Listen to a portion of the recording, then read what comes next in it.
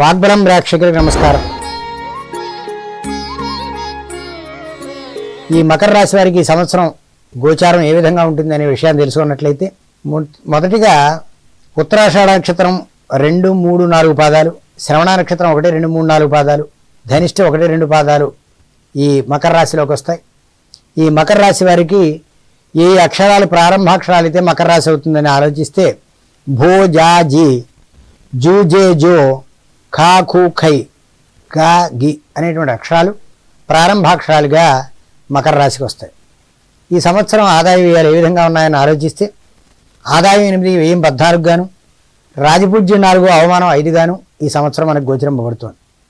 సార్వజనీనంగా సర్వసామాన్యంగా గోచార స్థితి కనుక ఈ సంవత్సరం ఆలోచించినట్లయితే శుభ పాపగ్రహాల యొక్క సమాన ఫలితాలు ఈ గోచారంలో మకర రాశి వారికి కనబడుతున్నాయి.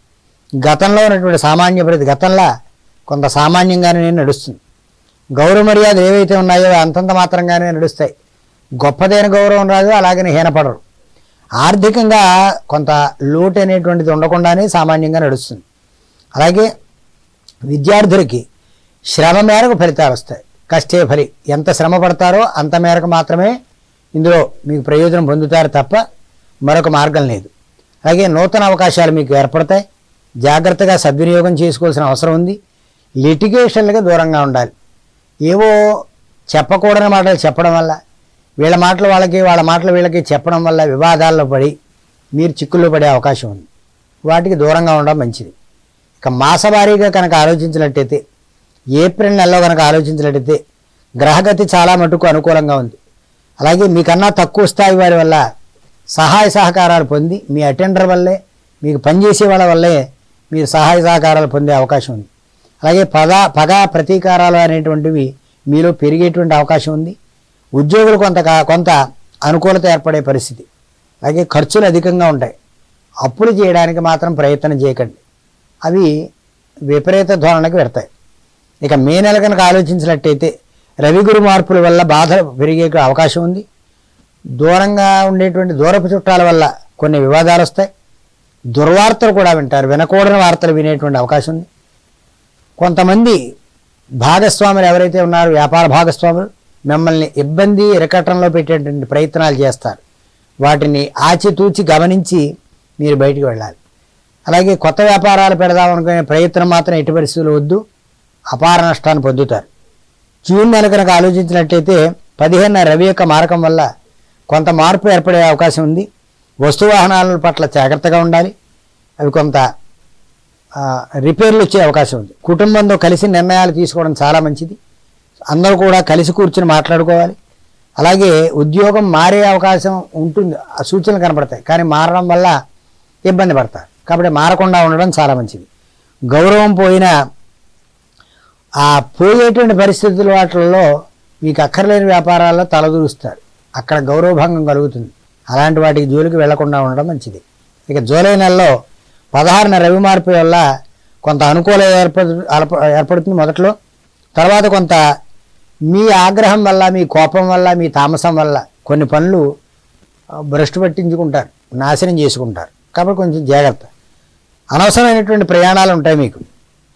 ఆ అనవసర ప్రయాణాలు తప్పని పరిస్థితి, మీరు కాదనుకున్నా చెయ్యాలి. అనుభవజ్ఞులైనటువంటి సలహాలు తీసుకోవడం చాలా చాలా మంచిది. సొంత ప్రయత్నం చేస్తే ఇబ్బంది పడతారు.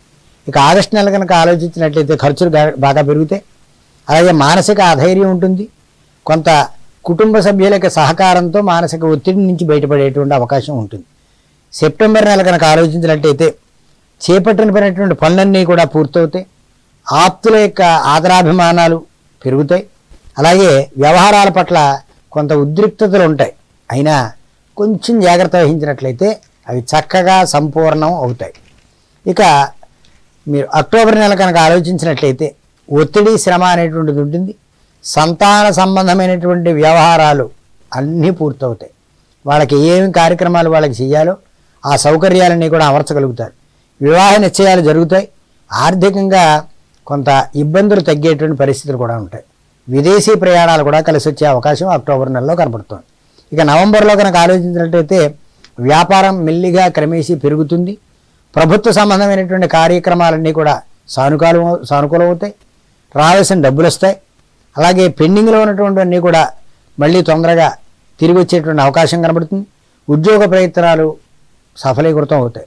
ఇక డిసెంబర్ నెల కనుక ఆలోచించినట్టయితే శుక్రుని యొక్క మార్పు వల్ల ఉత్సాహం, ఆనందము కలుగుతుంది. స్త్రీలతో ఆనందంగా ఉండగలుగుతారు. అలాగే కొన్ని విషయాల్లో సంయమనం పాటించడం చాలా మంచిది. అలాగే అద్దె గృహాల యొక్క అద్దె ఇల్లు మారడం అనేటువంటిది జరుగుతూ ఉంటుంది. సోదరులతో కొన్ని పేచీలు ఉంటాయి, అంటే అప్పచెల్లెళ్ళతోటి అన్నదమ్ములతోటి. ఆ పేచీలు కొంచెం దూరంగా ఉండడం చాలా మంచిది. ఇక జనవరి 2026 ఆలోచించినట్లయితే గతం కన్నా కొంత వెసులుబాటుగా ఉంటుంది. ఆత్మీయతలు పెరుగుతాయి, అదనపు బాధ్యతలు పెరుగుతాయి, మీ మీద ఒత్తిడి పెరుగుతుంది. విద్యార్థులు శ్రద్ధ వహిస్తే కానీ కృతార్థత చెందలేనటువంటి పరిస్థితులు కనపడుతున్నాయి. ఇక ఫిబ్రవరి నెల కనుక ఆలోచించినట్లయితే నిర్ణయాలు కొంచెం తొందరపాటుగా ఉంటాయి. మీ కుటుంబ సభ్యులు ప్రవర్తన అనుమానాస్పదంగా ఉంటుంది, చాలా ఇబ్బందిగా ఉంటుంది. వాళ్ళని గమనించలేరు, అలాగే దండించలేరు, అలా అని పూర్తిగా మీకు తెలియదు. ఇక ఇలాంటి సంక్లిష్ట స్థితిలో మీ మానసిక ఒత్తిడికి గురవుతారు. వాటిని కొంచెం ఆచితూచి గమనించి వాళ్ళని పెద్దల ద్వారా సక్రమంగా మార్గంలో పెట్టే ప్రయత్నం చేయాలి. ఇక మార్చి నెల కనుక ఆలోచించినట్లయితే పనులన్నీ కూడా పూర్తవుతాయి.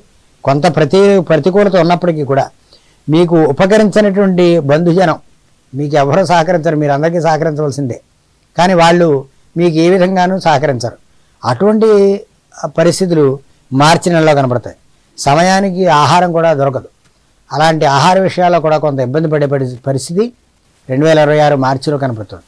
కాబట్టి మరింత అనుకూలత ఏర్పడడం కోసం అననుకూలమైనటువంటి గ్రహగతుల స్థితుల నుంచి వారి యొక్క అనుగ్రహాన్ని పొందడం కోసం ఖచ్చితంగా దుర్గాదేవి యొక్క ఆరాధన, శ్రీరామ పట్టాభిషేక సర్గ, రామాయణంలో సర్గ పారాయణ చేయించుకోవడం, రామచంద్రమూర్తి యొక్క కుటుంబాన్ని, ఆ పరివేష్టితుడైనటువంటి రామచంద్రమూర్తిని చక్కగా అర్చన చేయడం, పూజ చేయడం ద్వారా, పానకము, వడపప్పు, చనివిడి నైవేదన చేయడం ద్వారా అనేక రకాలైనటువంటి ఇబ్బందుల నుంచి బయటపడేటువంటి అవకాశం ఉన్నది.